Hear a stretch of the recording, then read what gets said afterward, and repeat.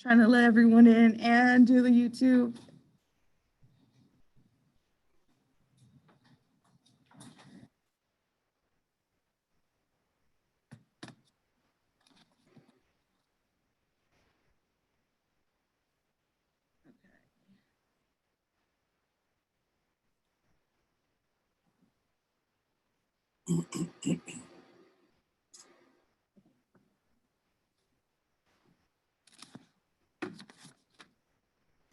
We're officially ready. Good evening. Today is Monday, August 3rd, 2020, and this is the public notice of a regular session of the School Board of School Trustees. The time is now 6:14 p.m. Again, apologies for the delay. We were trying to make sure everyone was social distance, trying to get everything online via YouTube as well as via Zoom to make sure that everyone's able to hear the information that's going to be given tonight. The place is the School City of East Chicago Administration Building, 1401 East 144th Street, East Chicago, Indiana. This is a meeting of the school board for the purpose of conducting the school corporation's business and is not to be considered a public community meeting. There will be time for public participation as indicated by the agenda. We also ask for those who have never attended a school board meeting that we are polite to our guests who will be speaking, as well as if there's comments that we are not okay with, that we kind of just listen and give them the respect. First, we will have our call to order. Rhonda? Present. He's online. Trustee Jones. Present. Trustee Williams. Present. Trustee Smith. Present. Chairman Hernandez on. Present. Next, can we please allegiance?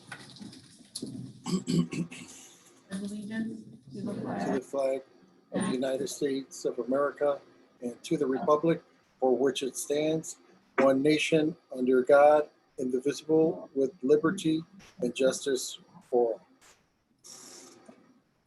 all. Next, we will have our first presentation of the night, and this is by our Assistant Superintendent, Esther Goods.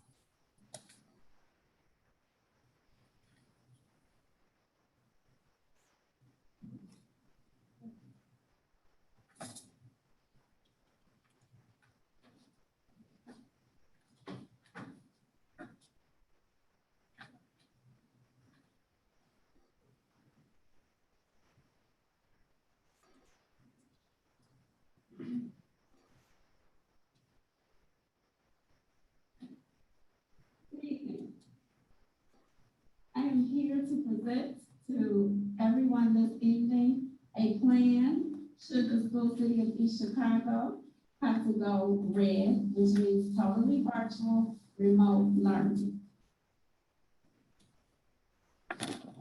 The plan was put together under the guidance of the East Chicago Board of Health. Sure. The plan is for teachers, parents, and students. Should the school city of East Chicago go remote, it will take place beginning August 17th, 2020. The communication plan would include emails and phone calls to parents, district and school website, posting, social media posting, parent Zoom classes, letters possibly mailed to home, cyber system, and text messages. On the first day of school, it is a plan that the students, the parents, and the teachers participate in a virtual walkthrough. So although instruction will begin August 17th, this is also a pilot day to test login procedures and to make sure that the technology is working efficiently and effectively. So day one, instruction will begin, but day one, we will also be making sure that everyone is able to log in and access our resources. Chromebook distribution. Should the school city of East Chicago go to a red plan, Chromebook distribution will take place August 13th and 14th from 8 a.m. to 3 p.m. here at the admin building, and August 17th and 18th from 1 p.m. to 6 p.m. at the admin building. Please note that instruction begins on August 17th, so the goal is to distribute Chromebooks the 13th and the 14th. However, we know that we will need to assist parents and have some backup days, so there will be the 17th and 18th as backup days. In order to receive a Chromebook, students must be in good standing with the school district. Good standing is determined by having returned all previous School City of East Chicago issued Chromebooks and students should not have violated the Chromebook agreement previously. Parents must present a driver's license or state ID to borrow a School City of East Chicago Chromebook. Chromebooks will be distributed at the administrative building, but please check websites in order to get additional details.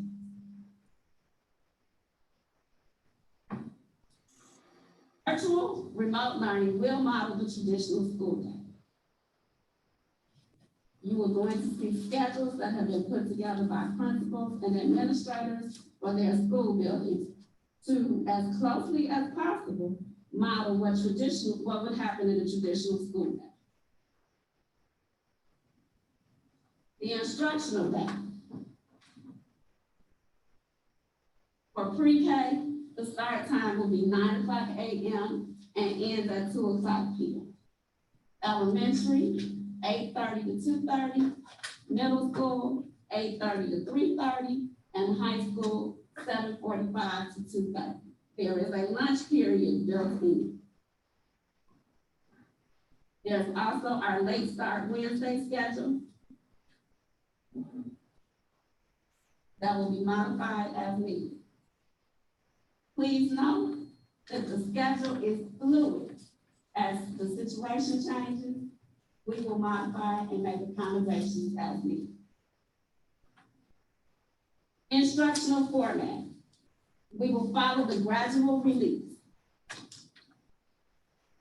Teachers may post or monitor or give out live or pre-recorded sessions.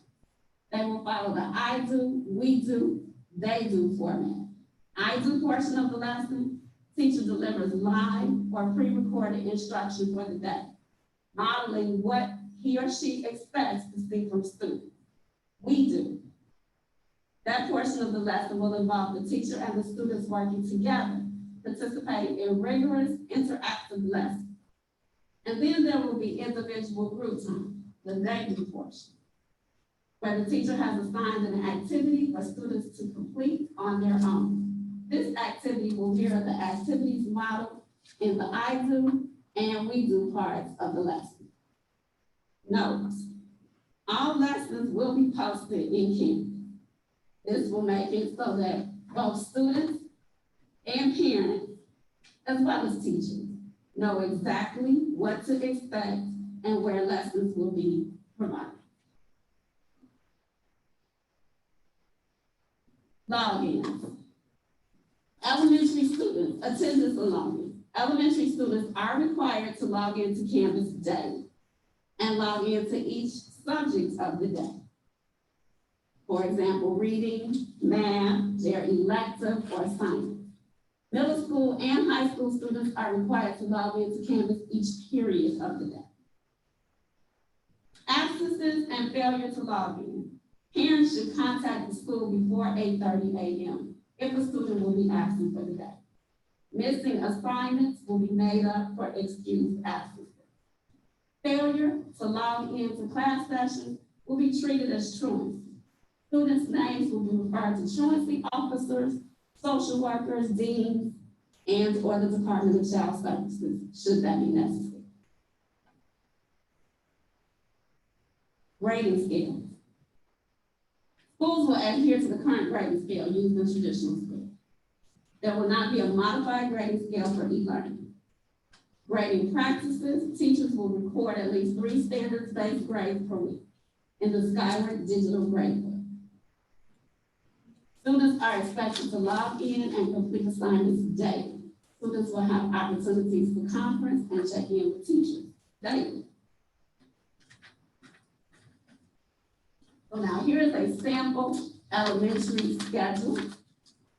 Maybe a little difficult to read, but as it reads, 8:30 to 8:50 a.m., there will be a morning meeting and SEL activities, which will be live by the instructor. Attendance can be taken.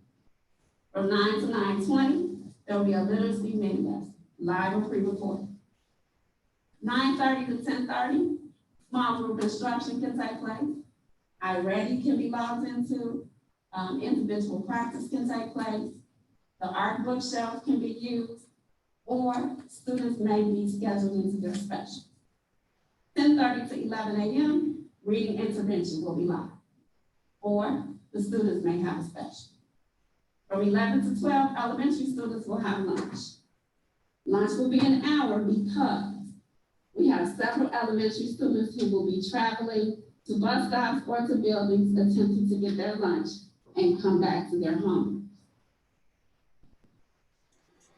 12 to 12:20, math mini lesson, live or pre-recorded or special. 12:20 to 12:50, iReady math digital time, or individualized practice time, small group instruction with a live instructor or special.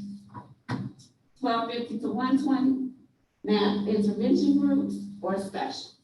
And from 1:20 to 2:30, students can be in small group instruction, either working on writing, phonics, they may be in specials or scheduled student times. Please know that this schedule may rotate based on a special schedule or different accommodations that need to take place within the classroom, but this is the basic sample lesson for students and teachers to follow. A basic sample schedule for students and teachers to follow throughout the day. The lesson format, so you have an engaged portion of the lesson, which is the bell ringer. Explore and explain, which is more or less what we do. And then there'll be apply, what they do. So 3 basic areas, we want that in reading, math, and writing. Those are our focus areas. There will also be additional live links in Canvas where students can click on to access their daily special, to access iReady, to access teacher help, one-on-one help, the school counselor, social worker, and other special services like E&M and special education support. These will allow them to message teachers and have an opportunity for the teacher to respond and give them feedback. Black middle school weekly lesson plan format. They're going to begin with, of course, the teacher will identify themselves, the grade or subject, and the date. They will identify standards that will be addressed in the lesson, content literacy standards as well.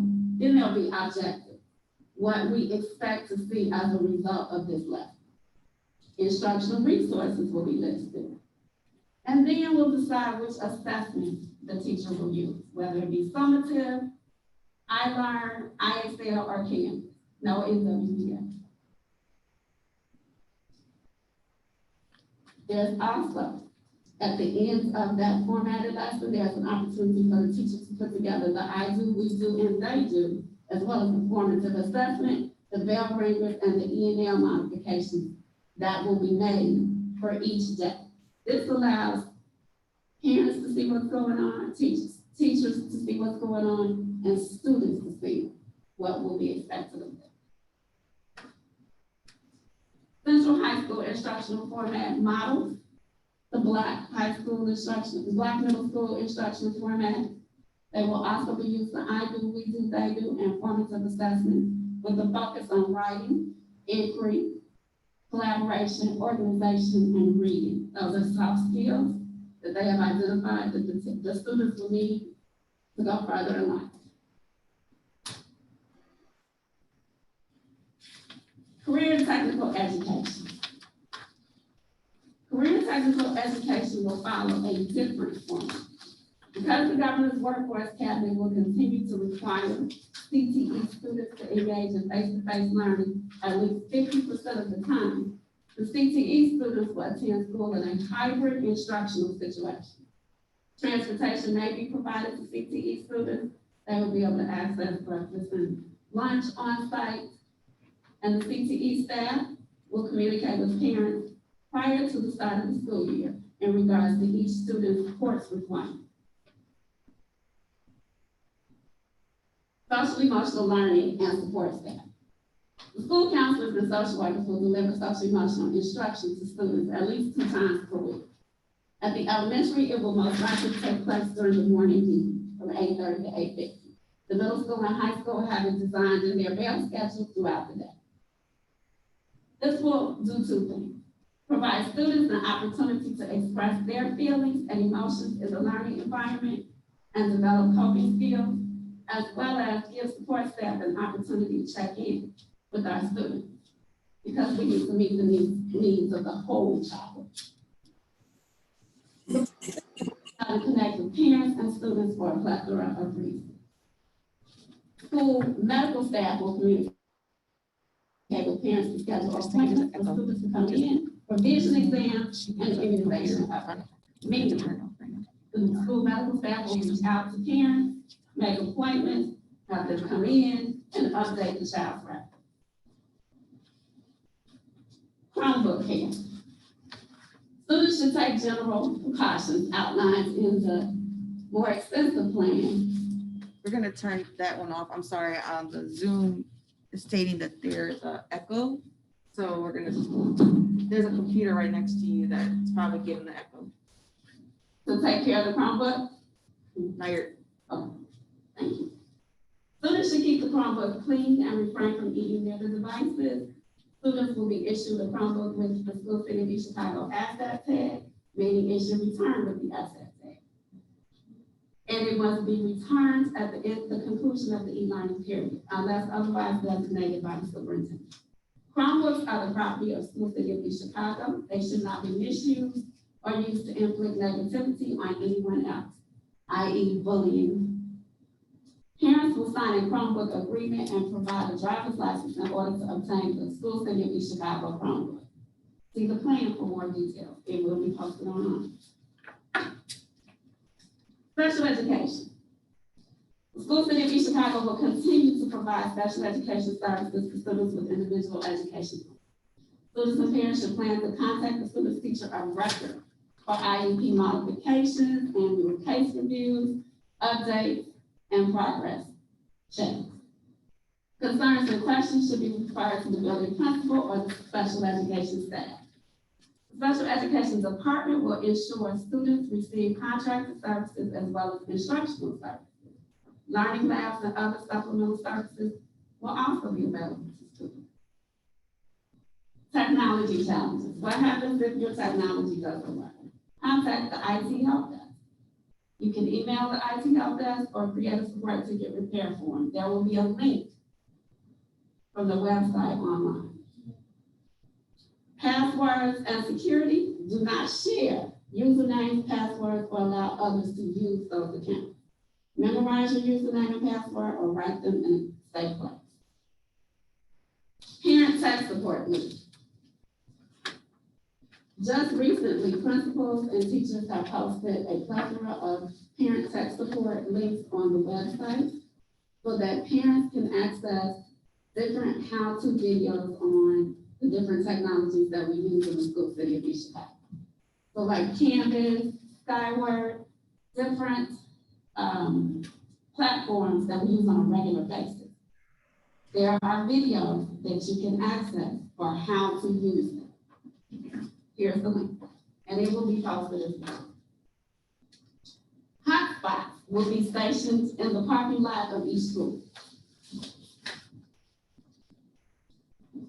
That is for Wi-Fi access for anyone who needs it to do their instructional work. Food service. School City of East Chicago will continue to provide breakfast and lunch. Meals will be available for pickup at schools. Times will be available next week. They will be posted on the website. Transportation will assist with providing traveling meals for distribution to students via school buses to bus stops in the community. Details will be available on the website. They are working out the stops now. Most extracurricular activities are postponed until further notice. Sports will return to phase 1. The athletic director, in conjunction with the guidance from the IHSAA, will make a recommendation to the superintendent regarding sports and how we should move forward. Again, this plan is fluid. As the situation changes, the district will make modifications.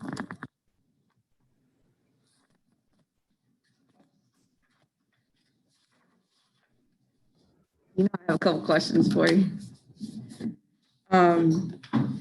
So one of the first things that kind of just strikes me immediately is students are coming to the school year and they have no idea who their teacher is. There's zero connection between someone. Have we thought about doing at least a drive-by, something where they could, you know, our teachers could be posted somewhere and we could say, I'm 4th grade teacher, Mrs. Hernandez Orange. So then this child will have something that knows who their actual teacher is. Because I think it's kind of hard when you're doing Zoom and I think that's my teacher. I'm not sure this is what we're logging into. Just a thought. So absolutely, we thought about it just this afternoon. It was a conversation piece amongst principals. Yeah. And they are working on logistics. So that's why I keep saying check the website, because they're working with Mr. Ansvero Okay. to be able to distribute the Chromebooks at their school. So Okay. elementary would like to distribute all of theirs at their school. So we are working with that plan that will be posted on the website. And should we be able to fulfill it? But yes, that was one of our concerns, that elementary students especially coming in won't know who their teachers are. They won't have usernames and passwords and some of their instructional needs. So we just want to make sure we're able to put a packet together for them and give it out in distribution. Perfect. Second thing, it states that everything will be posted on Canvas. So I know a couple of the issues that we heard when we first went on to our e-learning only was that Canvas, not all of our teachers were familiar with Canvas and how to put certain things on Canvas. Canvas was not able to hold like the video access. So if it was too long, it was too much and they couldn't do that. Also, I know that there was an issue with like if the group chat wanted to happen on Canvas, it was very kind of shot. Did we address those problems by any means? So we have sent out a digital course for Canvas. Okay. So that teachers who are not familiar will have an opportunity to get familiar. We have some PD time scheduled the 12th through the 14th. And one of the sessions that there's been a time set aside for Canvas to be able to give us some more information on what we can do. So. And then teachers will also have a liaison if needed throughout the. They have their Google folks in each building, and they'll also have tech support. We're moving one of our instructional coaches to facilitate tech on the instructional level, because we know that with us going, if we were to have to go with the red man, we will need all of the technology support we could possibly get. Correct. So yes, that's the goal, to make sure that we are saturating everybody with enough support for technology. So and then for students, I know some teachers allowed them, they use Google Classroom pretty often. Mm-hmm. So students will be able to turn in work wherever the teacher states, or can they put it into Google Classroom? And do they have to put it onto Canvas also? So the teacher has to put it on Canvas, but does the child have to put it on Canvas, or can they put it into the Google Classroom? So yes, but know that Canvas also, Google Classroom always also links with Canvas. Oh, good to know. So they could create a link for it to be turned in, or they, I'm sure teachers will take it to Google Classroom as well as Canvas, And we want to make sure all the teachers' instructions are on campus so that parents know where to go and students know where to go. And if a substitute should have to take a classroom, they know. So then it's gonna look different. I know we are all, in a sense, COVID strikes, we don't know what to do, right? So I know what was being taught more so was what we had already learned. We're kind of basing it off of things that we've learned, done previously. So I just want to make sure that it looks different this year. I've had some teachers that would do 5 questions, A, B, and C, and let's turn it in.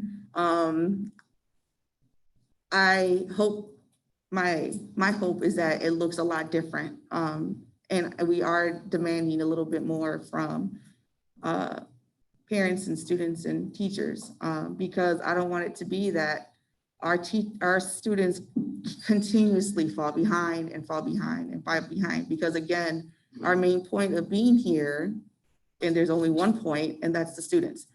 So we have to think about them and moving them forward. And right now we're already behind, and this is going to make them fall even more behind. So we have to work for them.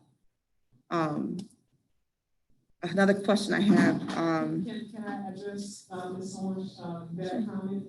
First off, because the teachers will be in the buildings, building administrators will be conducting 3 walkthroughs per week. So each building administrator, and we have 2 in each building. So each building administrator will conduct 3 walkthroughs. So that's technically 6 walkthroughs. Also, every building administrator has access to Canvas. Even Ms. Goods and I have access to Canvas. So that means that we can actually go in, sit in our office and look to see exactly what a teacher is actually doing in their classroom. And I have done it, and we will continue to do it. The instruction is going to be synchronous, which means that it's going to be real time. This year, we're not having kids log in at 10 o'clock at night and look at a video and then do a lesson. They have to do their lessons in real time. That's why we're going to, if we were to go red, we're going to make sure that we distribute Chromebooks to the students so they can log in at their scheduled time.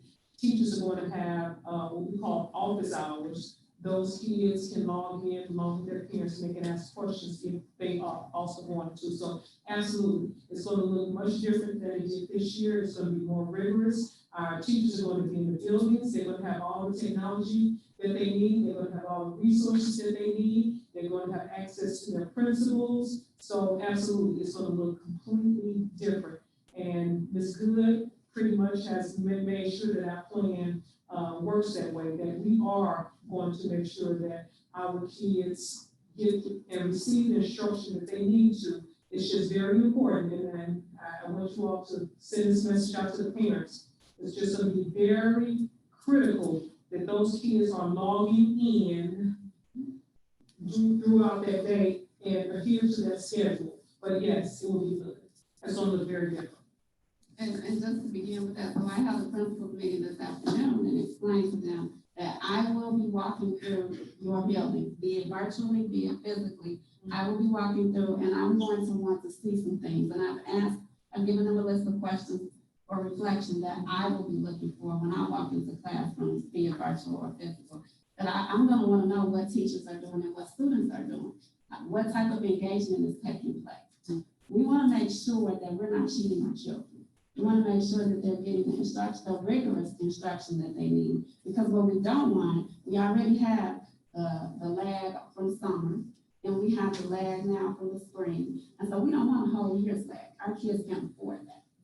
Yeah. So absolutely, we are on the same page. We want it to look different. We want it to feel different. We want the students to know that we are really in this with them together. No, they're not.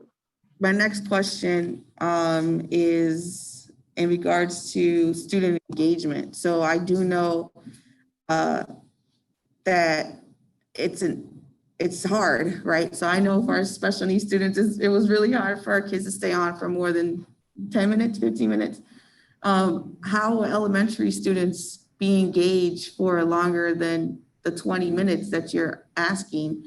And I know it's different. I think teachers will be able to use, I guess, what ideas have we came up with to keep the students involved, That's kind of engaged? switching it up on them. We want to go math, no more than an hour, reading, no more than an hour. But when we say an hour, we're talking about the 10 minutes that we engage and capture you in the next 10 or 20 minutes that I'm explaining and we're working through things together. And then I'm going to allow you to do some things on your own. And asking teachers and principals to make sure that we're becoming more STEM-based so that we're doing more project-based learning and we're giving students an opportunity to think, to demonstrate, to create, to present, and come out of the box of just sit and get. We want them to do.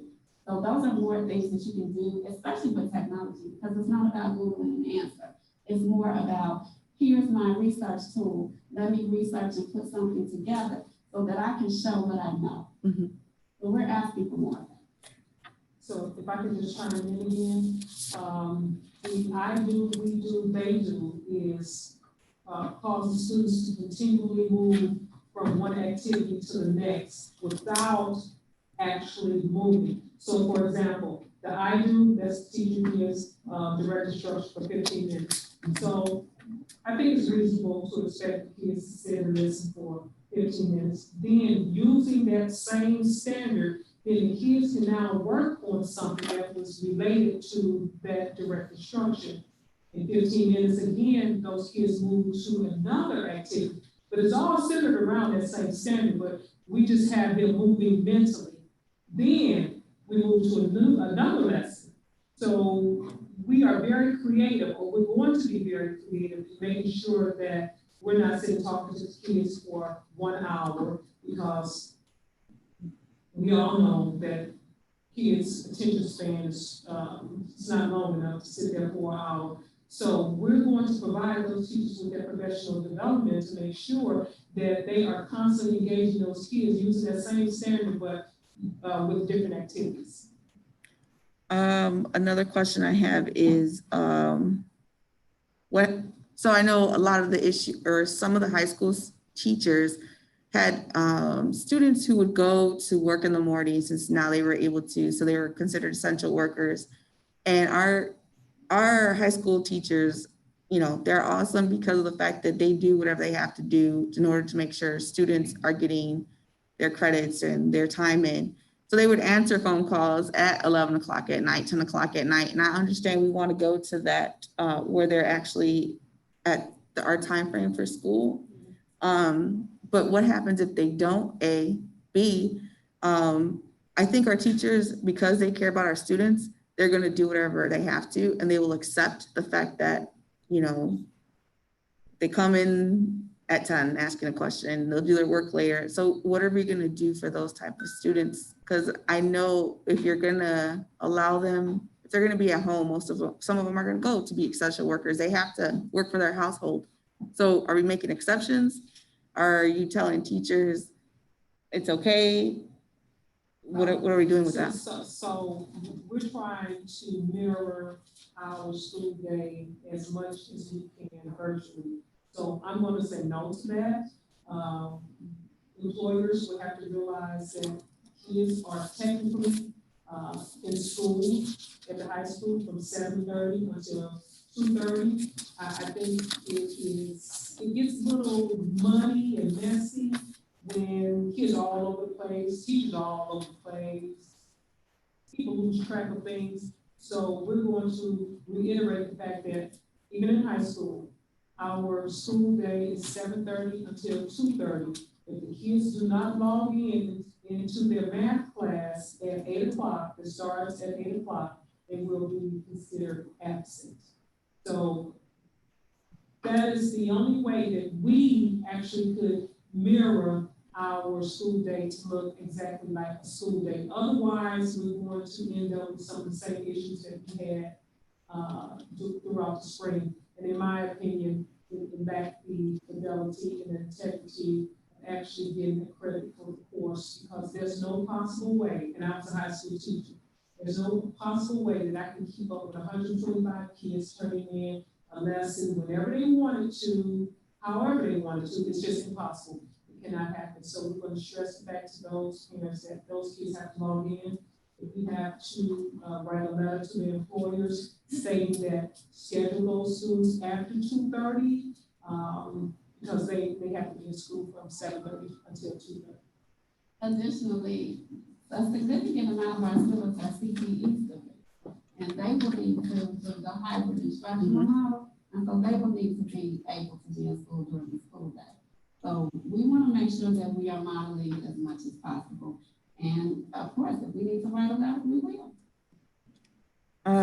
Another question, Chromebooks. So we have some students, some households that have, 2, 3, 4, 5 students in one household.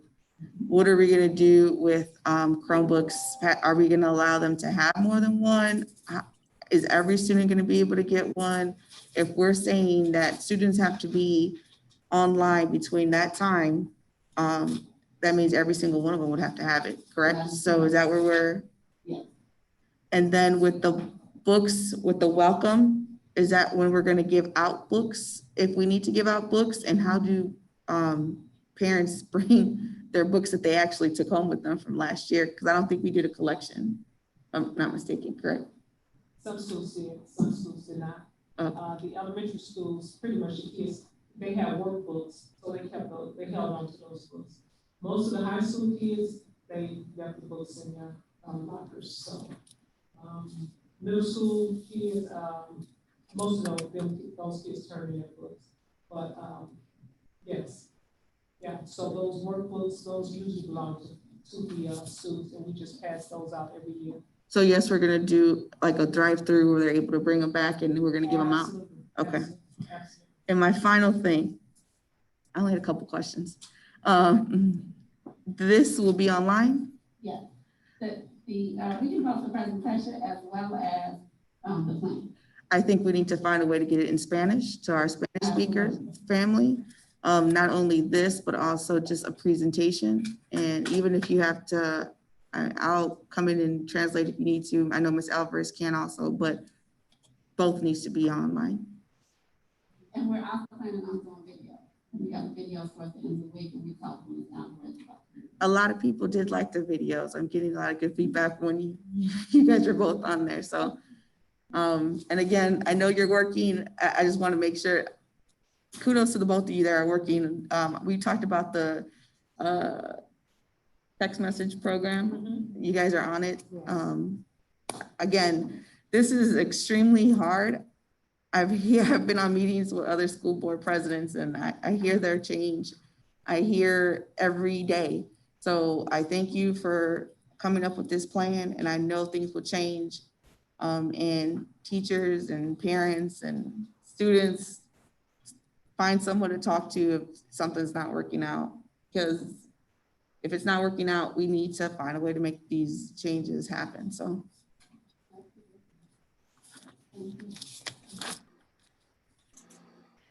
That's it.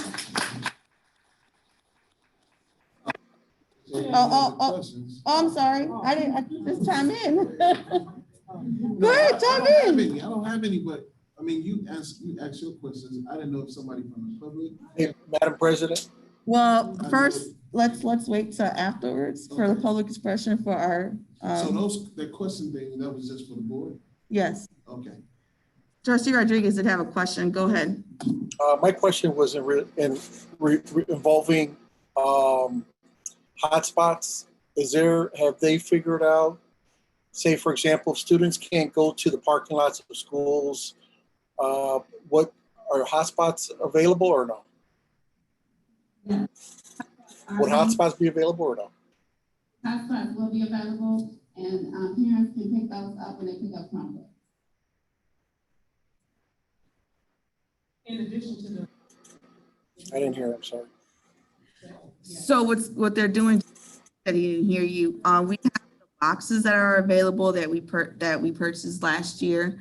And then they're also gonna have the buses at the schools for the hotspots. So you won't need but one in your household. You can connect, I don't know, 20 if you wanted at one point, or I think, well, let me not say 20, like 10 at one point. So that's what's gonna be available. And any questions for the public will, could make sure to hold them until afterwards. So I want to just bring up one more presenter. So I know this is an issue that's going to come up. And so today, Ms. Lewis and I met with one of our community partners, and I was even more excited about the plan should we happen to go red. So this morning we met with the Boys and Girls Club. So Ms. Trinette Tracy Williams would like to present to you all on how the Girls and Boys Club can assist the school city of Chicago in our plan should we go red. And so I'm sure she's going to answer a lot of questions that some of you all have. If not, you'll be getting those questions tonight. Thank you, Mr. Tracy.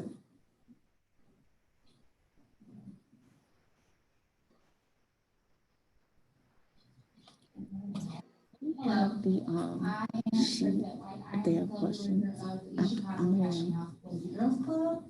And I'm happy to She- announce that our fall registration is now open. We will be offering our virtual learning assistance program, which will be from 6:30 a.m. to 6 p.m.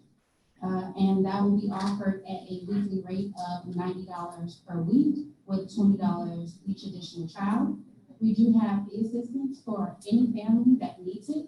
So when you fill out your online registration, please apply for that. Our registration is on our website at bgcgreaternwi.org/fall registration. That's bgcgreaternwi.org/FALLREGISTRATION.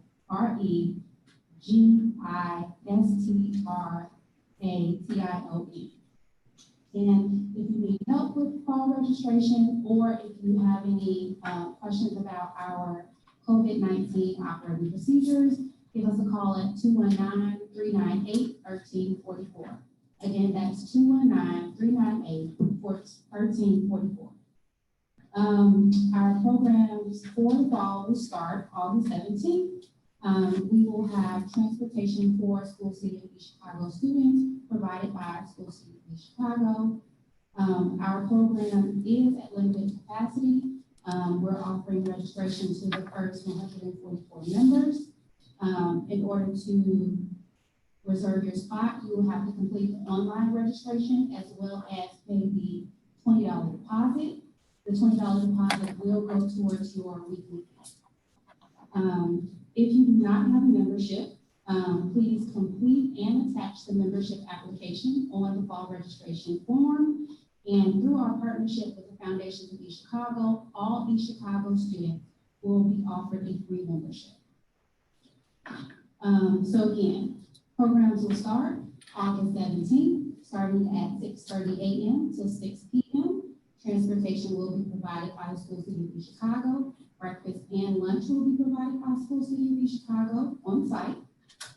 Fee assistance is available for help with our weekly fee for all parents. And it is only the first 144 members that sign up. Online registration needs to be completed along with the $20 deposit to reserve the spot. Our website for registration is bgcgreaternwi.org/fall registration. If you go to bgcgreaternwi.org and click register for fall registration, the registration form will come up. Any questions about fall registration or our COVID-19 operating procedures, please call 219-398-1344. We also have an educator childcare assistance program. So for any teachers and administrators of School City of East Chicago, we are offering the 6:30 to 6 p.m. at a reduced weekly rate of $45 per week. The Boys and Girls Club of Greater Northwest Indiana also has an annual membership fee of $40. But if your child is a resident of East Chicago and goes to an East Chicago school, your membership is free. Registration is at bgcgreaternwi.org/fall registration. And if you have any questions, call us at 219-398-1344. Again, it's 219-398-1344. Thank you. So I just want to reiterate what she has said. We have 144 slots for school city of East Chicago families. So that means that first come, first served. We calculated that to be about 25 students per grade level from K through 6. So we're asking parents right now, if you know, in case we go red, if you know that you're going to need daycare for your child, you should immediately fill out that application to make sure that your child will receive a spot at the Boys and Girls Club. If transportation is an issue, School City of East Chicago will provide bus transportation to and from the Boys Club every day. In addition, because they are School City of East Chicago students, we will make sure that they receive breakfast and lunch. And I was told today that they will be hot breakfasts and lunch, not cold bags. So if you are a School City of East Chicago employer at a different location, we're going to also offer you all childcare for approximately $45 a week per child, $20 additional. I was very excited about this because I think that this is going to help me out drastically. Do not wait. Start enrolling tonight. I look forward to this partnership. Thank you, Boys and Girls Club, for looking out for our students. Thank you for partnering. Thank you for your collaboration with the School City of East Chicago. Thank you very much. Parents, teachers, staff, please take advantage. Thank you.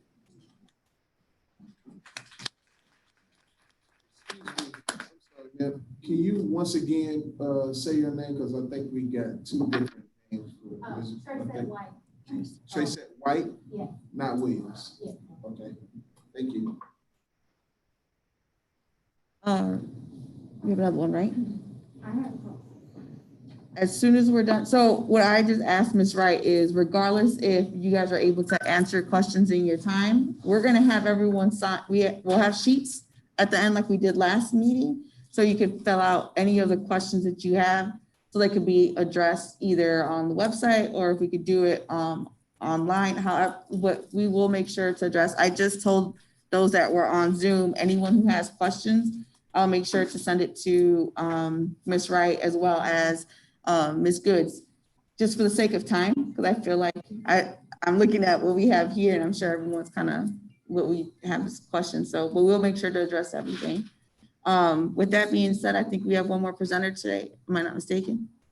And our athletic director, Yes. Ms. Monica Maxwell. So, Ms. Maxwell, Ms.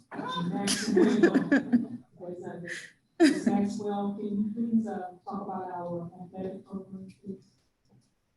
Would you please, and also your program, explain to the community the difference between phase 1, phase 2, phase 3, your conversations with some of the area athletic directors, your conversations with the IHSAA commissioners, because I know you're pretty involved and you know quite a few of those on a first-hand basis. So all the information that you can provide to us in the community pertaining to our athletics will be greatly appreciated.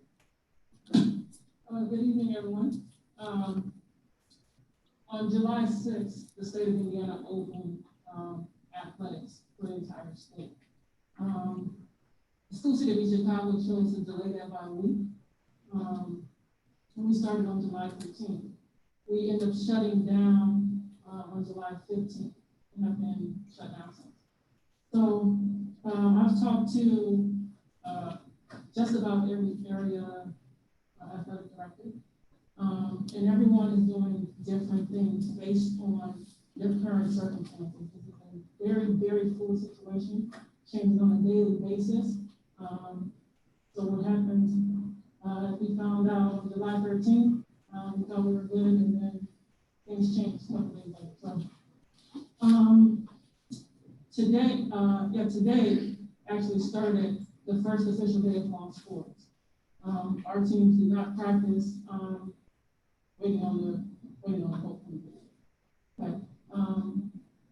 It will be my recommendation that we go back to phase one. Okay, phase one is, our athletes get to practice, activity days when we practice with, equipment. So we got volleyballs, tennis rackets, football, soccer balls, so on and so forth. They get 2 activity days a week and 2 conditioning days. So conditioning days are just that, no tools, basically. That would be my recommendation. The time limit in phase one, 15 hours maximum per athlete. And that includes, that's 15 hours max, even if there are 2 sport athletes. So we have a football player and a soccer player. They can't go 15 hours. There's no transportation provided in phase one. There's no laundry provided in phase one. So, I mean, phase one is basically a reconditioning of the body. We want to get the body back used to being active. Okay. The superintendent will then determine when we will move to phase two. In phase two, you move the limits, so you can practice 6 days a week in phase two. Okay. We are not ready for that. For the most part, our kids have been sitting around since the 13th of March. Their bodies and their minds are not ready for phase two. But we don't want to get anyone hurt. We want to mitigate as much risk as we possibly can mitigate. There is no perfect solution. There is no perfect answer. So I mean, we all understand that there is a chance that we may have a positive case, and we will deal with that accordingly. Once we get to phase two, phase three is then pretty much regular competition that we know. Any questions? Got a couple questions for you. Yeah. Number one, how does that affect our conference and us for state regulation? So would we be affected in any way if we don't participate? Not necessarily. I know Hammond, I spoke with their district maybe today. They are voting tomorrow night, I believe, on their athletic situation. But just speaking with athletic directors around the state, there is obviously a huge level of understanding if we have to cancel competitions because we're not ready. Mm-hmm. So I think it would not affect conference and whatnot. It definitely doesn't affect the United States bylaws or anything else. And then, so I'm assuming that other schools, like you said, it's different for everyone else. I know, if I'm not mistaken, like most Porter County schools, and we do play some of them, are in competition. So let's say we play them, I don't know, in October sometime, and we're okay. You know, we've gotten to phase three. Will we still compete if we've been out for so long? Because I know usually for I to say you have to have so many practices in, we have to go by that still, right? In order to. Right. So today starts with minimum 10 practices. Mm-hmm. No one can compete before August 15th. That's the start of phase three. Mm-hmm. So no one can compete before August 15th. Even if we started practice tomorrow, we still have enough days to get our 10 practices. I honestly do not think our athletes will be ready to after 10 practices. Like I said, well, in a perfect world, they have practiced all summer long, and then in August they're just ready to roll right into a regular schedule. That hasn't happened.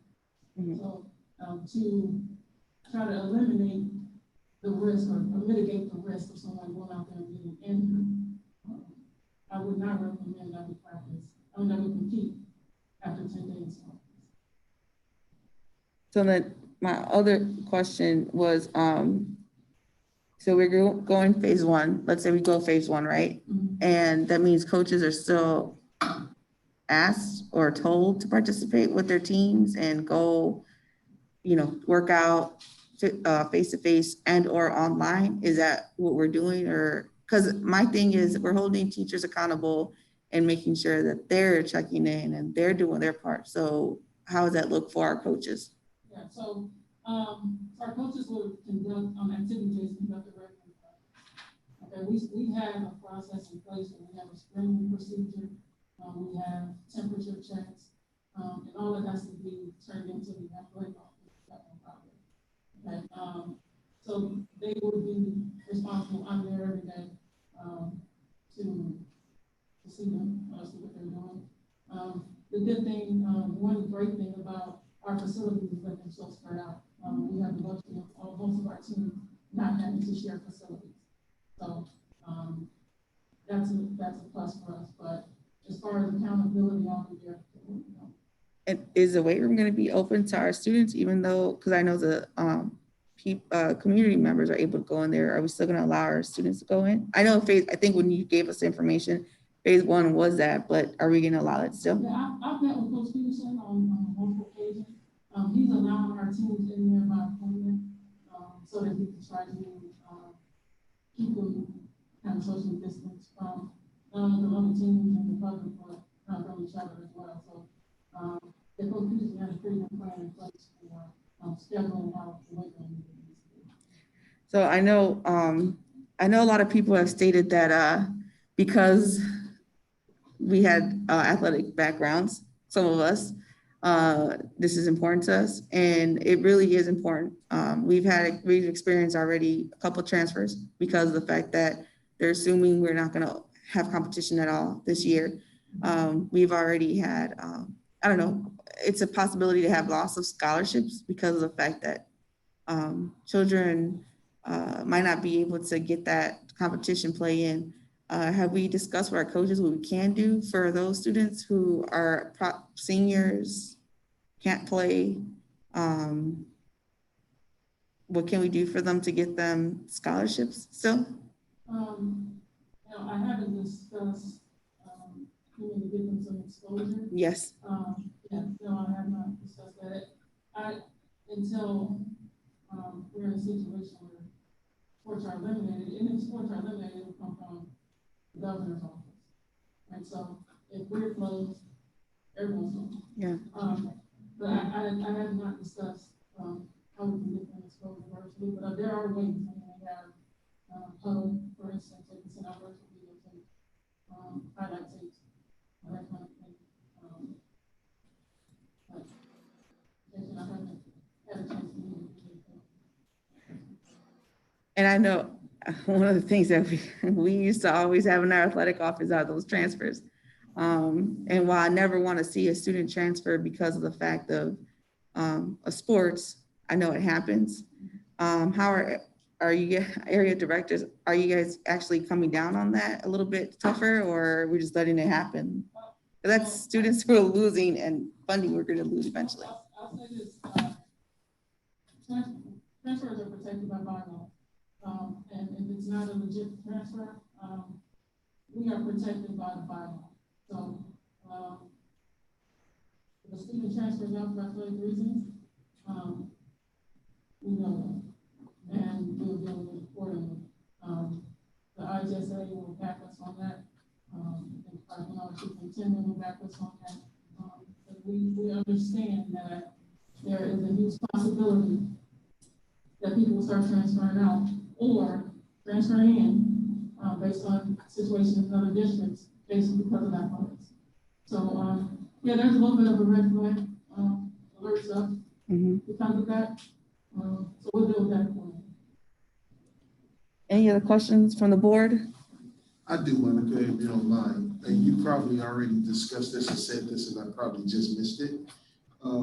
in the phases, 1 through 3, you stated what the criteria is that can take place in those phases. Do you have a time limit on those phases? Phase 1 will go from now until, or we're waiting on some guidance from the governor, or? No, when those phases originally came out, there was a strict timeline on them. So phase 1's timeline has passed. The expiration of phase 1 has passed, right? Right. A lot of districts have gone back to phase 1 because of the positive cases and the numbers of positive cases in the area. Okay. Phase 2, Wait, before you go to phase 2, I think now that we've gone back to phase 1, I think that's the question that I'm trying to, the answer that I'm trying to receive. Now that we're back, meaning August 3rd, we're back to phase 1. Do we have an end date on phase 1 from August 3rd? Do we have an end date on when phase 1 will end and phase 2 will begin? we don't. Okay. I'm gonna take I'm gonna follow the superintendent's lead on that. Okay. And what I'll probably do, and because it's such the situation is so unique. Mm-hmm. I mean, you can think of a time when you were an athlete that you sat around for 4 months. Yes. Okay, for 5 months. That we'll probably have to watch our athletes, and have a trainer watch our athletes to see how the bodies are responding to phase 1. Right. Because we gotta get them back in condition before we move on to phase 2. Just to try, like I said, try to mitigate injury.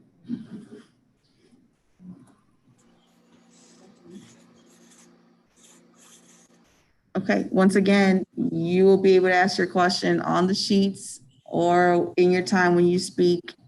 And then they will be answered by the person that you ask accordingly. Thank you very much for coming in. Thank you, Monica.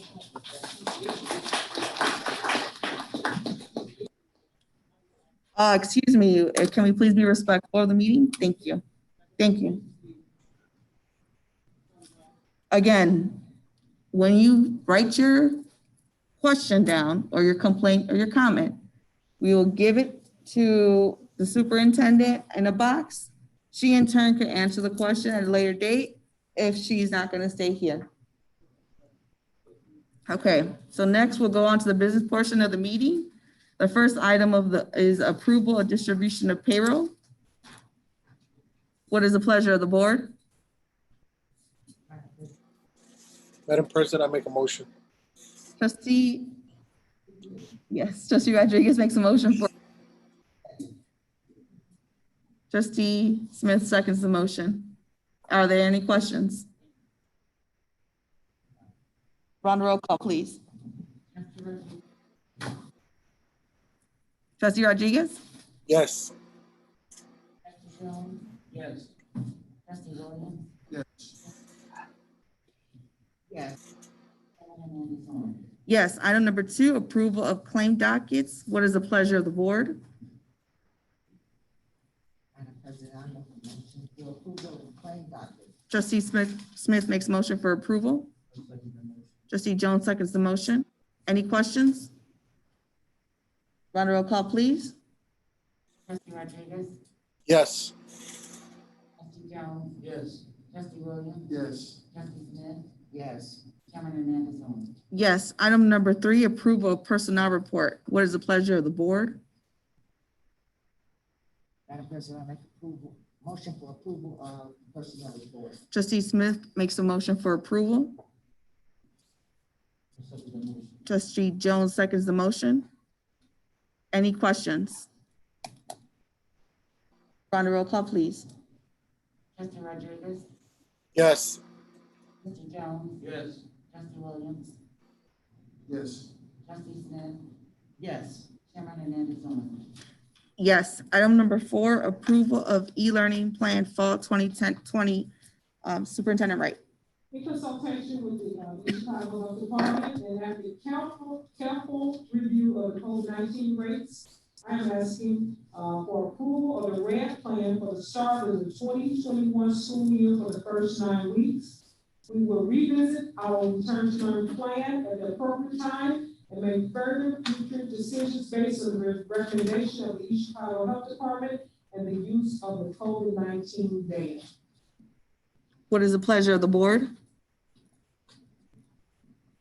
Madam for the President, Trustee Smith, a motion for approval of the learning plan fall 2020. the e-learning plan, okay. Trustee Smith makes a motion for approval. I'll second that.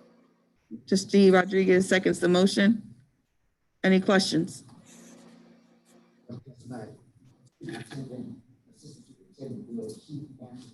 Thank you. Any other questions? Round of roll call, please. Trustee Rodriguez, Yes. trustee Jones, Yes. trustee Wilkins, Yes. trustee Smith, Yes. chairman Hernandez on. Yes, item number 5, delay of athletic program. What is the pleasure of the, I'm sorry, Superintendent? Right. Yes, I am requesting board approval of our athletic plan to remain at phase 1. Again, in consultation with the IHSAA, Monica Maxwell, our athletic director, and the East Chicago Health Department. I will make future determinations at the convenient time to move to phase 2. Once again, the goal is to continue with sports as much as possible. However, we must keep the safety of our students in mind first. What is the pleasure of the board? Madam President, I make a motion for approval for delay of athletic program phase 1. Trustee Smith makes the motion for approval. Trustee Jones seconds the motion. Any questions? Round of roll call, please. Trustee Rodriguez, Yes. trustee Jones, Yes. trustee Williams, Yes. trustee Smith, Yes. chairman Hernandez on. Yes, item number 2, athletic service agreement, school year 2020-2021. Superintendent Wright. Yes, this contract is between the Methodist Health Department and the School City of Chicago to engage in sports medicine services for 10 months. Methodist will employ the trainer. Methodist will also provide liability malpractice insurance for the employer. Methodist has provided the background checks for its employer, and I recommend approval of this contract. What is the pleasure of the board? Trustee Jones makes a motion for approval. I'll second that. Trustee Rodriguez seconds the motion. Any questions? Just want to make sure you looked at the contract. I have. And second question, just out of curiosity, the trainer we had from last year, and I should have asked Coach Max when she was here, is he part of that group? Do you know? I believe he is, yes. I know our students as well as our coaches really liked how he was very supportive. So just interested. I'll get that information, but I'm almost. So we haven't hired anybody, we haven't hired a person No, as of yet. Because they give them. That was my question in regards to, I know they're being paid by them, but do they still have to be board approved, or would they be on the, personnel report for us for approval? it's their contract, so they make sure that we have a sports medicine service provider. Yes. But if I recall correctly, and maybe you remember, because we used to go through the community health network, and then they would provide us whoever they needed at that time, because if someone couldn't go that day, then they would just provide somebody else. Yeah, Right, that's but what in I our know. contract, it does have, they have to have the background checks, the certifications, all that stuff. Now, do this contract read like we want them, or is it standard? As it turns out, this particular contract is very well drafted. This isn't our formal contract, but it's very similar to our formal contract. So there are very few, if any, changes that were needed. For example, a lot of our old contracts didn't have like the E-Verify language and some of the other current requirements under state law. In this formal contract actually already had that, as well as the background check requirement. So it's a good form and it protects the interests of both Methodist and the school district. Okay. Trustee, did you have, Smith, you have a question? So what do we do if, say for instance, we just went red and there was no sports at all? We still in phase 1, right? I'm still trying to learn these phases. Okay, now, with this trainer,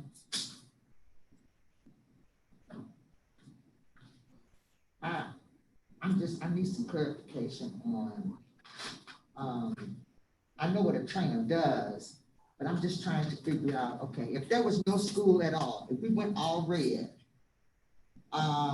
what's the purpose of a trainer? Because wouldn't you discontinue sports? I'm just asking, I don't know, because I'm not an athletic person. Well, Right now, we have not discontinued sports. We're at phase 1. And one of the issues why we delayed phase 1 for a week was because we did not have a trainer. And because we did not have a trainer, all the athletes were in the gym because we did not have that trainer. So unfortunately, we were only in practice for 2 days before we had to discontinue. But we want that trainer on site whenever we are practicing, even at phase 1. So, yes. And if I could help answer that question also, the compensation schedule that's in the agreement is payable on a monthly basis. So if, for example, we get down the road and things, I hope not, but if they were to get worse, we're only responsible for paying for services we receive on a monthly basis. It's not a lump sum that's paid up front or a flat fee. It's based on a certain number of hours that are provided to the school district on a monthly basis, and that's what triggers a payment. So if we ever got to a point where there was a cancellation of sports, then we would send notice to them that it's at least suspended until such time that sports is back. It may need to be terminated. It all depends on the circumstance. but right now, just in phase 1, heat's a very big thing with football players as well as those who are outside. If someone sprains an ankle, it's still a possibility even with just conditioning running. So that I know that's why we want to make sure we have a trainer. Concussions could occur for the oddest thing. Someone could trip, fall, and hit their head. And concussion protocol is very just eye-opening, I guess, or to our coaches. It's brand new, but I mean, not that it's brand new, the concussion, but the fact that what we have to do for the protocol is very new. And it saves us any losses for injuries. True that, yes. It's very important. Yeah. Well, I read the contract, I just didn't understand it because I don't know athletic. It seems as though, based upon the comments from the athletic director, that there may be quite a bit of services on the front end in phase 1 as these children are getting into shape. He wants to make sure that they're protected as much as possible from injury because they have been stagnant for so long. So you probably will see actually a large amount of services that are being provided on the front end. And it sounds also as though the athletic director is going to rely heavily on the opinions of the trainers as to when we should proceed to the next phase, or at least make a recommendation to the superintendent to bring to the board that you'll go on from phase 1 to phase 2. Thank you. Are there any other questions? Round of roll call, please. Trustee Rodriguez, Yes. trustee Jones, Yes. trustee Williams, Yes. Yes.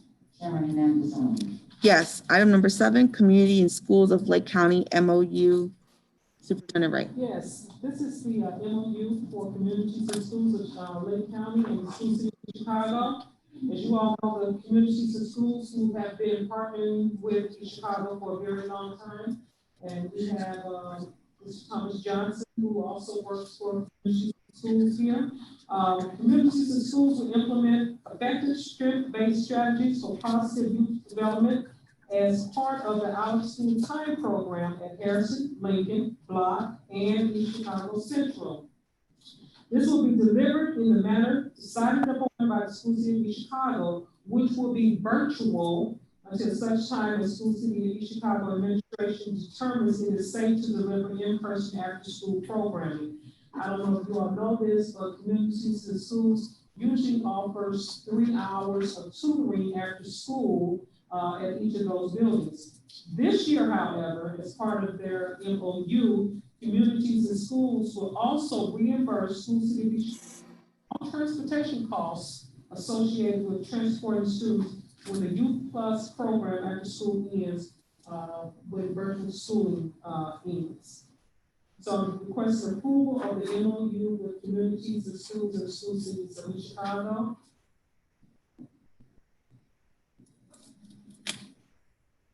What is the pleasure of the board? Madam President, I make a motion for approval of community and schools in Lake County, the MOU. Trustee Smith makes a motion for approval. Trustee Jones seconds the motion. Any questions? Roll call, please. Trustee Rodriguez, Yes. trustee Jones, Yes. trustee Williams, Yes. trustee Smith, Yes. Chairman Hernandez on. Yes. Item number 8, Edgewater Behavior Health Service MOU.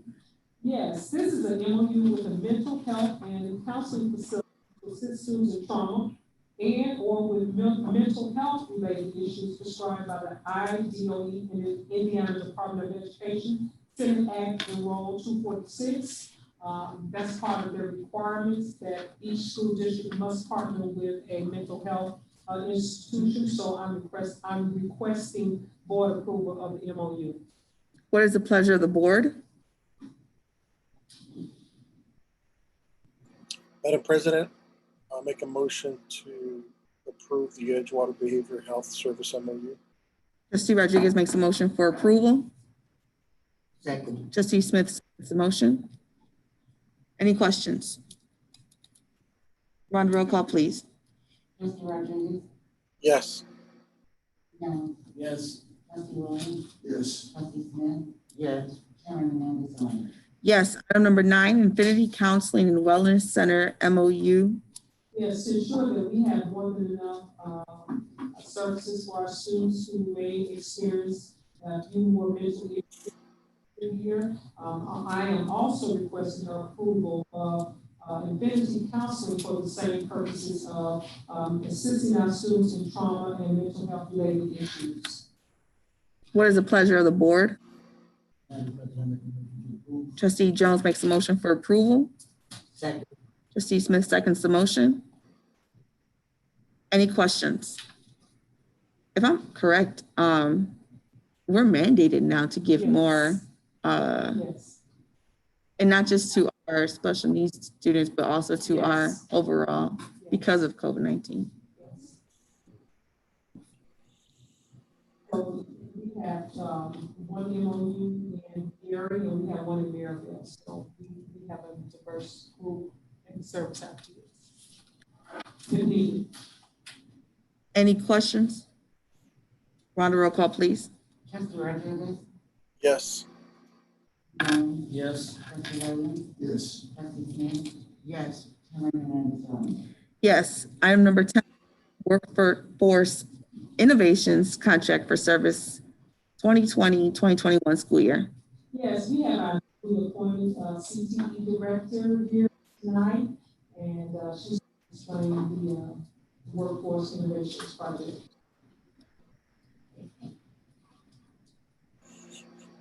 Good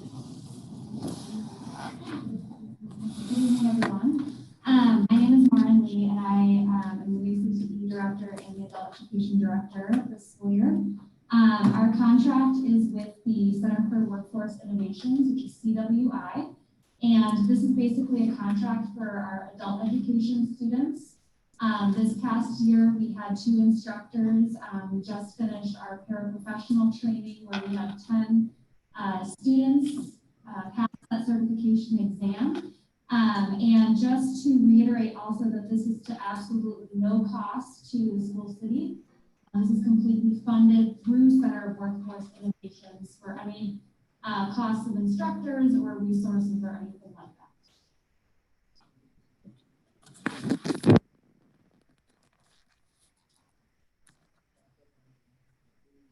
Trustee Jones makes a motion for approval. Second. Trustee Smith seconds the motion. Any questions?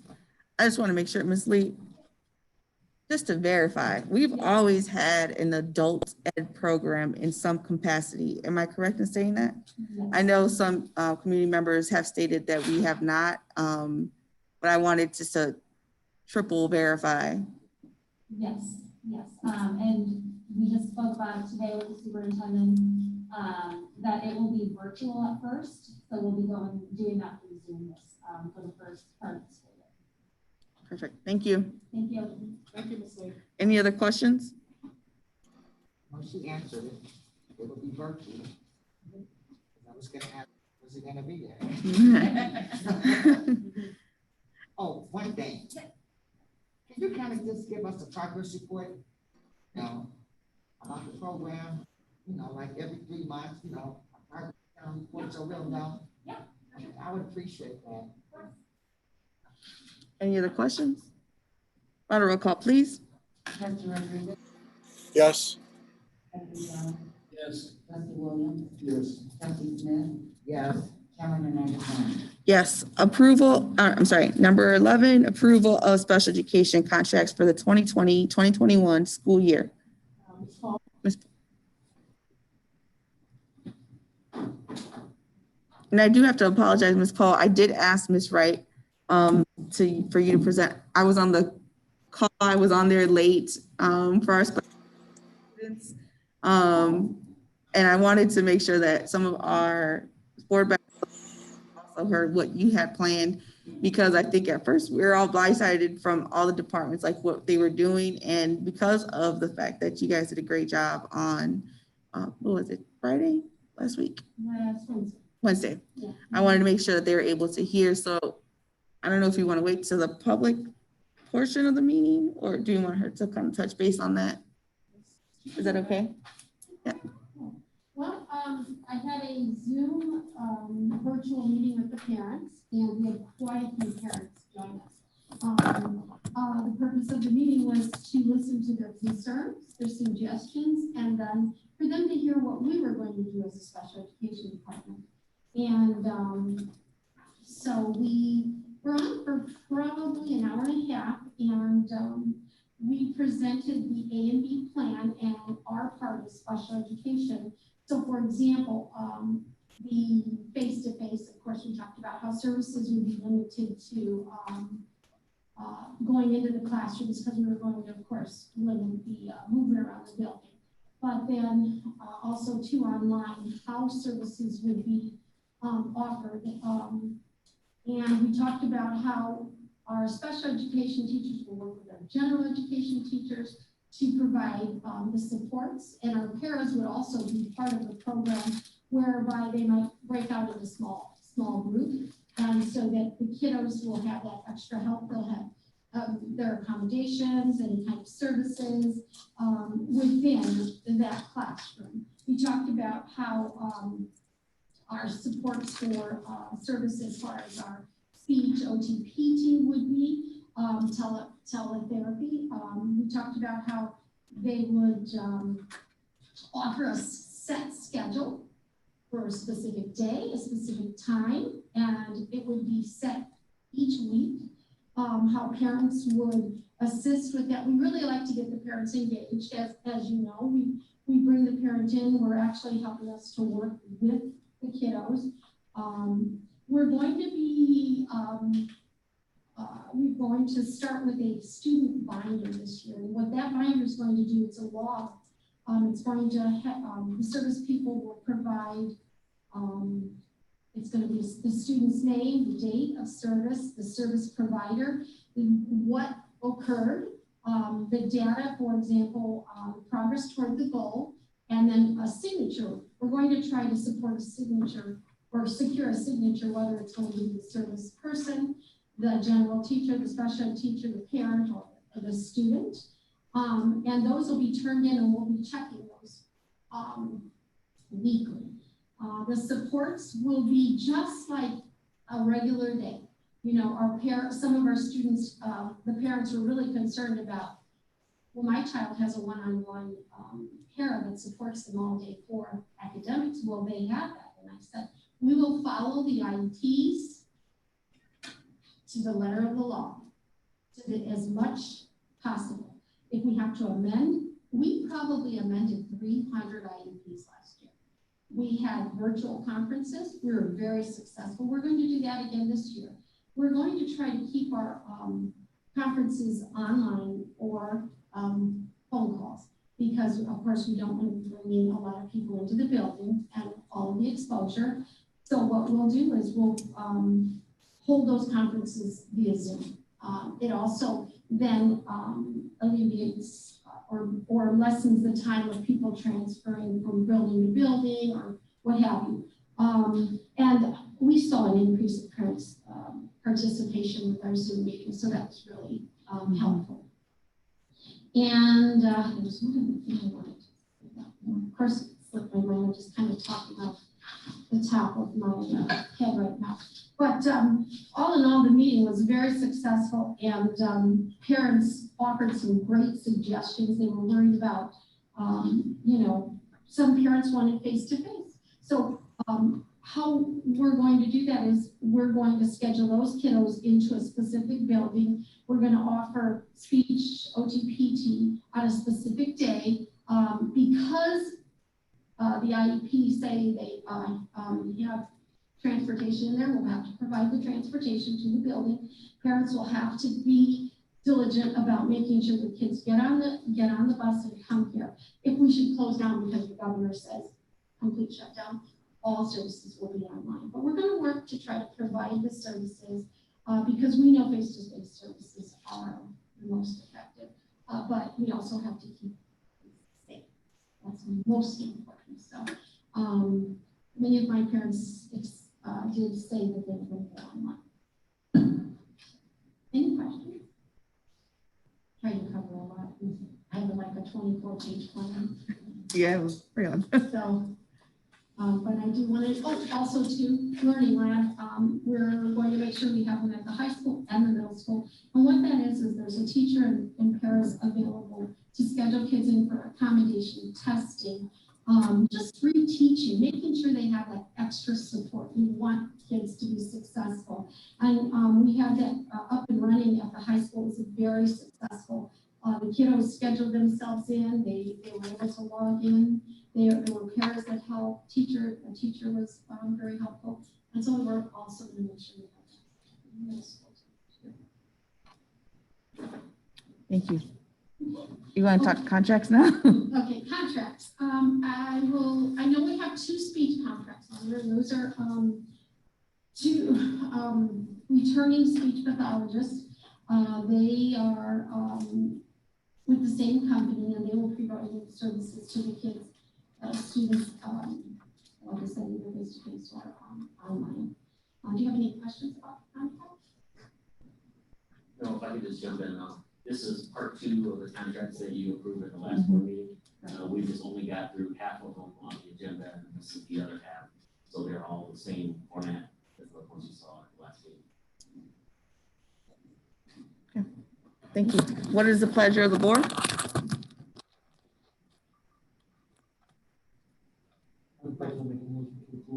Trustee Jones makes a motion for approval. Second. Trustee Smith seconds the motion. Any questions for Ms. Pohl? On roll call, please. Trustee Rodriguez? Yes. Trustee Jones? Yes. Trustee Williams? Yes. Trustee Smith? Yes. Yes, item number 12, Go Solutions Group, Indiana Service Agreement, 8/1/20 through 7/31/21.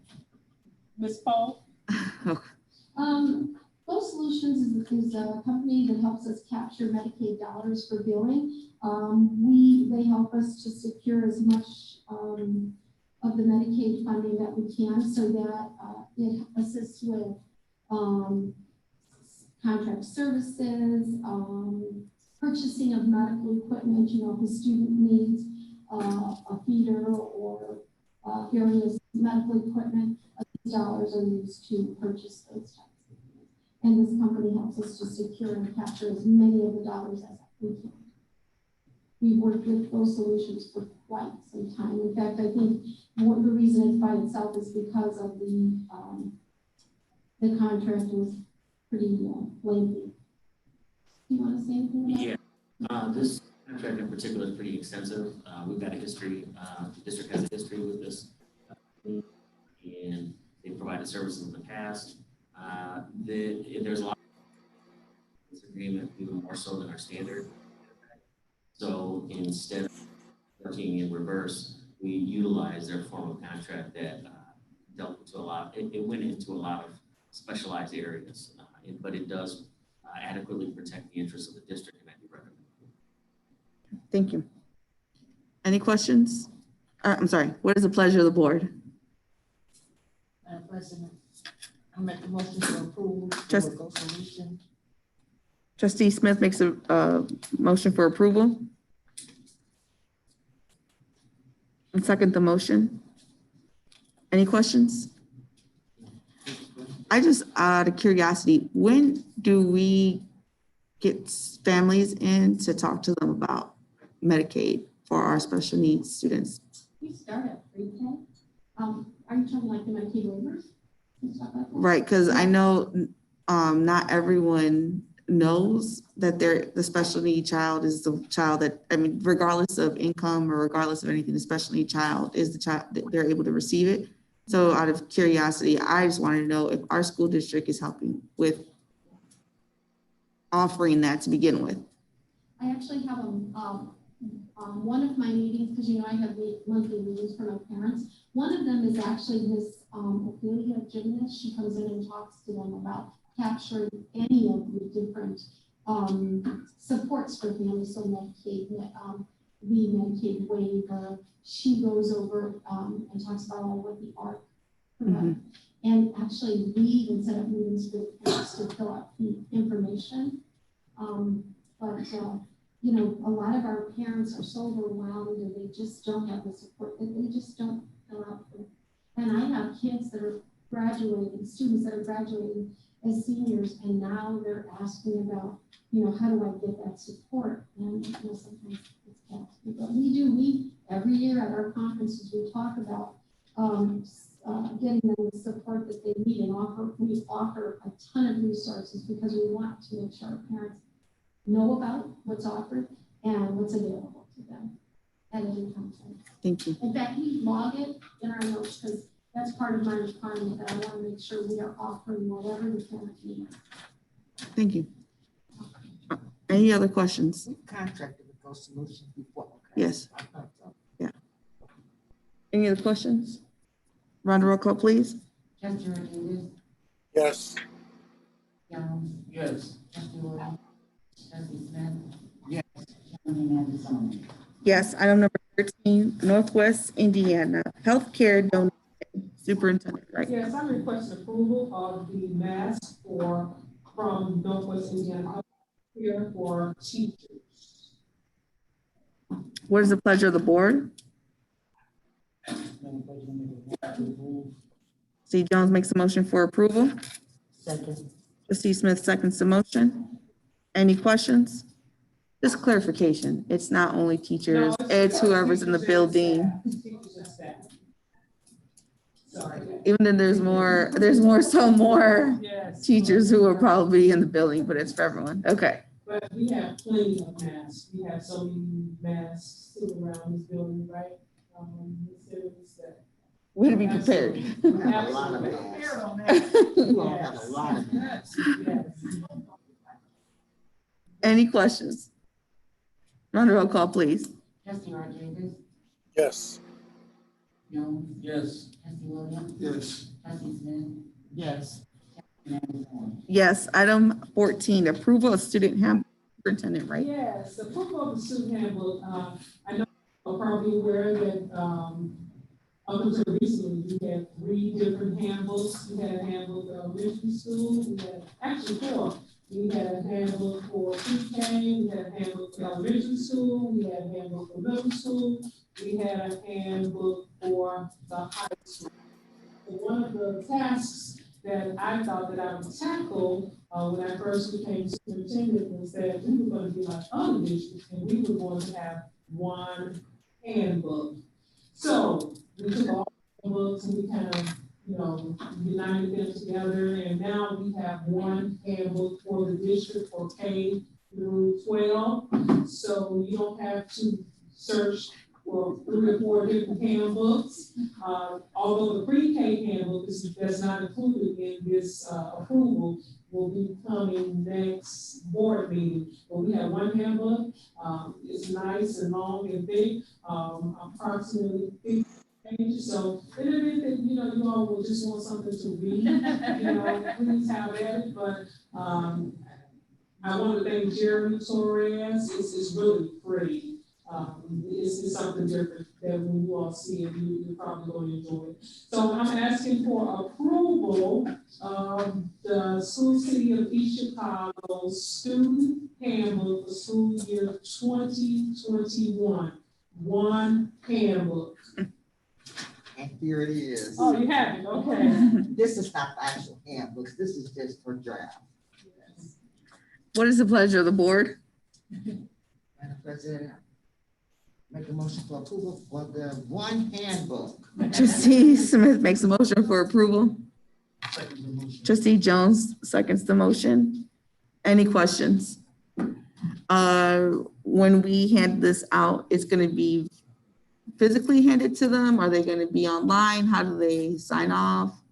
It would definitely be online. It would take us maybe 100 trees to print out those handbooks for every person, every staff member. So maybe each building would have maybe one or two, but it's gonna be online. So we're directing parents to go online to view it. Yes, it's gonna be online. Also, here's another thing about this handbook that we're pretty excited about. We had the deans and the vice principals work on this handbook. So that means that all our dress code policies are the same throughout the district. So we do not change from one building to another, because if I heard this several times, well, at the high school, they can wear these kind of pants. What do you mean we can't wear it at the elementary school? So the handbook was built just to make sure that we had some consistency throughout the district in terms of our consequences, our dress codes, and our procedures, and our organization of the district. That's right. My concern with parents and the handbook is that they've already registered their students. Yes. So then if they register their students, now they're gonna have to go back and log on to see the handbook, to view the handbook. So when they register saying that I am responsible for reading all the contents in the handbook, and I will share with my students. So if I don't want anyone to say, oh, well, I didn't know what was happening, it was in the handbook, I didn't get it when I first. No, that's a fair question. I think it is covered by, that initial comment, but we can also include something in a revised version of the Chromebook agreement. So if we end up obviously going that route, which we are, we can include an additional certification in the Chromebook agreement, that says that in addition to abiding by the terms of the Chromebook agreement, you also understand that you need to abide by the terms of the student handbook, which is available online at blah, blah, blah, blah. So we can add that as an extra layer of protection just to make sure everybody. And then are these handbooks gonna be given out or printed out in Spanish also? Which we need to, because we have Spanish speaking families. Yes. So that needs to get translated. Yes, yes, it will. However, just give us a little time. Yes. Yes. It's 55 pages, so yes. Just, can you let me see it when it's done? Absolutely. Thank you. Any other questions? Round roll call, please. Trustee Rodriguez, Yes. Jones, Yes. Trustee Williams, Yes. Trustee Smith, Yes. Chairman Hernandez on. Yes. Item E, superintendent's remarks. Okay, so I just have a few observations. Once again, I'm happy that the red plan was passed. I know these are unprecedented times. We want to protect the safety of our students, our staff, and everyone in the community. However, what I will say is that we need you to spread the word that we need to make sure that we practice social distancing, our masks. The community and the public is what's going to drive this data. And I would love to return to traditional school, second grading period, but it takes all of us, just not our kids, but it takes the adults as well. So please, make sure you spread the word, tell your parents that, they need to practice social distancing, and make sure we are following CDC guidelines. Also, I'm asking all families, would you please make sure you complete that census? It's very important that each and every family, I did it myself, it took me 2 minutes. Dropped it in the mail, I was done with it. Please, they cannot share the information with the government. far as ISIS. So please make sure you tell your families to complete the census. Also, the crossings, I don't know if you all are aware of the crossings, but in lieu of the crossings, our alternative education program, the School City of East Chicago will offer its own alternative program. Our program, which will employ certified teachers here in the district, will provide a thorough, comprehensive educational experience that will ultimately improve student academic achievement in our high school graduates. During the COVID-19, all crossing students are allowed to enroll via e-learning. When we move away from the red plan, our students will have the option of either staying in e-learning or attending the alternative program, which will be housed in one of our buildings from 3 to 6 p.m. in the afternoon. So once again, we look forward to this new partnership, providing this alternative education program for our students. We do know that the ultimate goal for here in the School City of East Chicago is to make sure that our students have a high school diploma, and we're excited about this new program. So more information will be available in terms of our School City of East Chicago alternative education program. And that is it. I have nothing else to say. Next, we'll move to our trustee remarks. Any trustees? Other than thanking everybody for all the effort that they're putting into this again, and even moving forward, the effort that all staff and teachers, parents, students are gonna have to take with e-learning. I thank you for even just, it's gonna have to happen. I do ask parents and I do ask teachers to tell your parents that it's imperative for students to be online. We're keeping our truancy program, we're keeping our security to go find students, because one, in our community, our students need our support. This is their second home. So they will be going out to find if you're not logging on or something. So reach out to everyone as much as possible. And I wanted to publicly apologize for our last meeting to Ms. Tammy Pohl. I came very and passionately in regards to our special education department, because as a parent, it means a lot to me. And knowing that what we experienced, and that's probably why I stick up for our special needs students so much.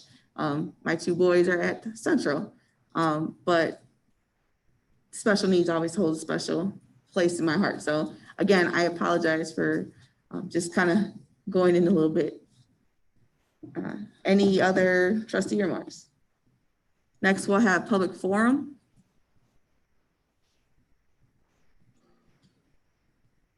Good afternoon. Public forum is an opportunity for the public. I'm glad to see there's so many of you out here to express their concerns and questions to the board and also to the administration. I would ask that when you step to the podium, please state your name, your address, please refrain from addressing issues pertaining to personnel matters, which includes collective bargaining matters. And just a reminder, if you did not sign up, you will be able to leave your questions. They're passing around sheets. We can give it to Ms. Goods at the end of the meeting. They can respond back at our next meeting and or via email or online. Up first will be Mrs. Helen Stand Up.